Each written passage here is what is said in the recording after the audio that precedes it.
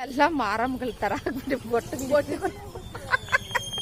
ಎಷ್ಟೊಂದು ಬೊಟ್ಟುಗಳು ಇಟ್ಕೊಂಡು ಚೆನ್ನಾಗಾಯ್ತು. ಬೇಗ ಬೇಗ ದರ್ಶನ ಆಗಿದೆ. 11 ಗಂಟೆ.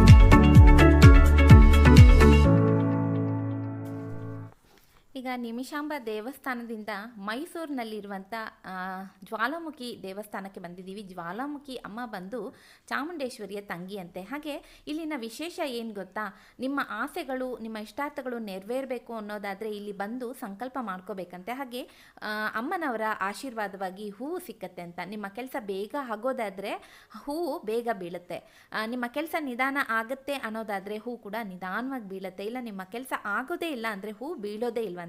ಇವನ್ ಮೈಸೂರು ಮಹಾರಾಜರು ಕೂಡ ಬಂದು ತಾವು ಏನಾದರೂ ಒಂದು ಕೆಲಸ ಶುರು ಮಾಡಬೇಕಾದ್ರೆ ಅದು ನಡೆಯತ್ತಾ, ಎಷ್ಟು ಬೇಗ ಆಗತ್ತೆ ಅಥವಾ ಆಗೋದಿಲ್ವಾ ಅನ್ನೋದನ್ನ ಬಂದು ಈ ತಾಯಿ ಹತ್ರನೇ ಕೇಳ್ತಾ ಇದ್ರಂತೆ. ಈಗ ದೇವಸ್ಥಾನನ ರೆನೋವೇಷನ್ ಮಾಡ್ತಾ ಇದ್ದಾರೆ. ಮುಖ್ಯ ದೇವರನ್ನ ನೋಡ್ಲಿಕ್ಕೆ ಆಗಲಿಲ್ಲ. ನೀರು ಬಂದೆ. ಯಾಕೋ ಫೈಟ್ ಮಾಡ್ತಾ ಇದೀಯ ಅದ್ರ ಜೊತೆ? ಅದ್ ನಿನ್ ಫ್ರೆಂಡಾ? ಬಿಡು, ಡಿಕ್ಕಿ ಹೊಡೆಯತ್ತಾ? ಡಿಕ್ಕಿ ಹೊಡೆಯತ್ತಾ? ಬಿಡು. ನಮ್ಮನ್ ಗುಂಬಿಟ್ಟ ಬನ್ನಿ. ಕುಮ್ಮತ್ತೇನೋ ನಮ್ಮನ್ನ? ಇಲ್ಲ, ಹಿಡ್ಕಂದಾರ ಮಾತ್ರ. ಬಿಡು ಹೋಗ್ಲಿ ಪಾಪ, ಅದಕ್ಕೆ ನೋವಾಗಲ್ವಾ? ರೆನೋವೇಷನ್ ಆಗ್ತಾ ಇರೋದ್ರಿಂದ ಮುಖ್ಯವಾದ ದೇವರನ್ನು ನೋಡ್ಲಿಕ್ಕಾಗಲಿಲ್ಲ. ಉತ್ಸವ ಮೂರ್ತಿನ ನೋಡಿದ್ವಿ. ಹಾಗೆ ತಾಯಿಯ ಕತ್ತಿಯನ್ನು ಕೂಡ ದರ್ಶನ ಮಾಡಿದ್ರೆ ತಾಯಿಯನ್ನು ದರ್ಶನ ಮಾಡಿದ ಹಾಗೆ ಅನುಭವವಾಗುತ್ತೆ ಅಂತ. ಫೆಬ್ರವರಿಲಿ ರೆನೋವೇಷನ್ ಕಂಪ್ಲೀಟ್ ಆಗುತ್ತೆ. ಯಾರಾದರೂ ಹೋಗೋದಿದ್ರೆ ಖಂಡಿತ ಹೋಗಿ ಬನ್ನಿ, ನಿಮ್ಮ ಆಸೆಗಳನ್ನು ನೆರವೇರಿಸಿ. ಎಲ್ಲ ಮಾರಮ್ಮಗಳ ತರ ಬೊಟ್ಟು ಎಷ್ಟೊಂದು ಬೊಟ್ಟುಗಳು ಇಟ್ಕೊಂಡು ಚೆನ್ನಾಗಾಯ್ತು. ಬೇಗ ಬೇಗ ದರ್ಶನ ಆಗಿದೆ. 11 ಗಂಟೆ. ಈಗ ಅಲ್ಲೋಗಲ್ಲ 11.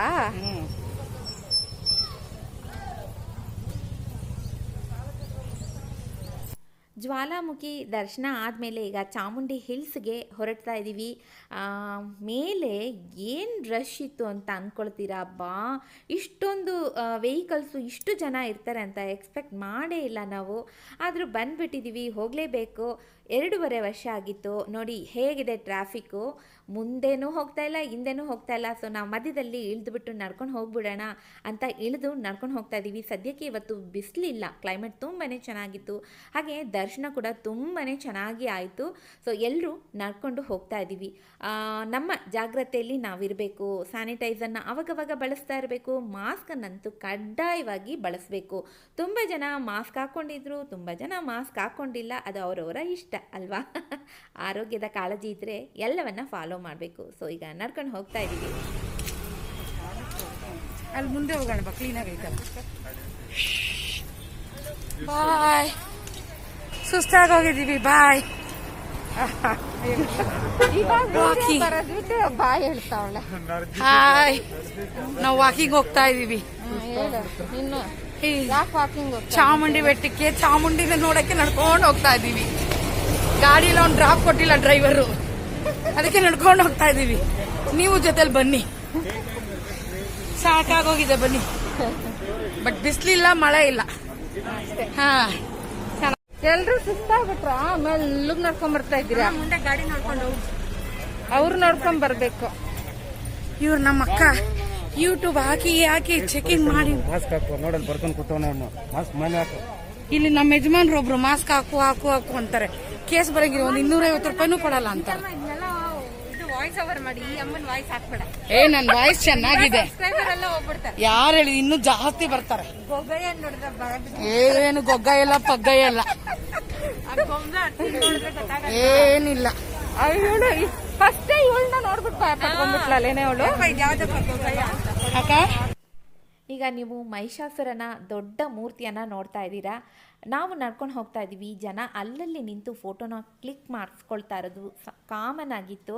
ಹಾಗೆ ಜನ ತುಂಬ ಅಂದರೆ ತುಂಬ ಇದ್ರು. ಎಕ್ಸ್ಪೆಕ್ಟ್ ಮಾಡಿಲ್ಲ ಅಂತ ಹೇಳಿದ್ದೆ. ನಿಜವಾಗ್ಲೂ ಇಷ್ಟೊಂದು ಜನ ಇರ್ತಾರೆ ಅಂತ ಅಂದ್ಕೊಂಡಿರಲಿಲ್ಲ. ಅದು ಸಂಡೇ ಬೇರೆ, ಹಾಗಾಗಿ ಸುಮಾರು ರಶ್ ಇದೆ. ನೋಡೋಣ ದರ್ಶನ ಹೇಗಾಗುತ್ತೆ. ತುಂಬ ಟೈಮ್ ಹಿಡಿಯುತ್ತಾ ಅಥವಾ ಕಡಿಮೆ ಸಮಯದಲ್ಲಿ ದರ್ಶನ ಮಾಡಬಹುದಾ, ಅಲ್ಲಿ ಹೋಗಿ ಡಿಸೈಡ್ ಮಾಡ್ತೀನಿ. ಈಗ ನಿಮಗೆ ಕಾಣಿಸ್ತಾ ಇರ್ಬೋದು ಚಾಮುಂಡಿ ದೇವಿಯ ದೇವಸ್ಥಾನದ ಗೋಪುರ, ರಾಜಗೋಪುರ. ರಶ್ ಹೇಗಿದೆ ಅದ್ರ ಮೇಲೆ ಡಿಸೈಡ್ ಮಾಡೋಣ ಅಂತ 30 ರೂಪಾಯಿ ಟಿಕೆಟ್ ತೊಗೊಳ್ಳೋದು ಅಥವಾ 100 ರುಪೀಸ್ ಟಿಕೆಟ್ ತೊಗೊಳ್ಳೋದಂತ. ಯಾಕೆಂದರೆ ಜಂಗುಳಿನ ನೋಡಿದ್ರೆ ತುಂಬಾ ರಶ್ ಇದೆ ಅಂತ ಅನ್ನಿಸ್ತಾ ಇದೆ.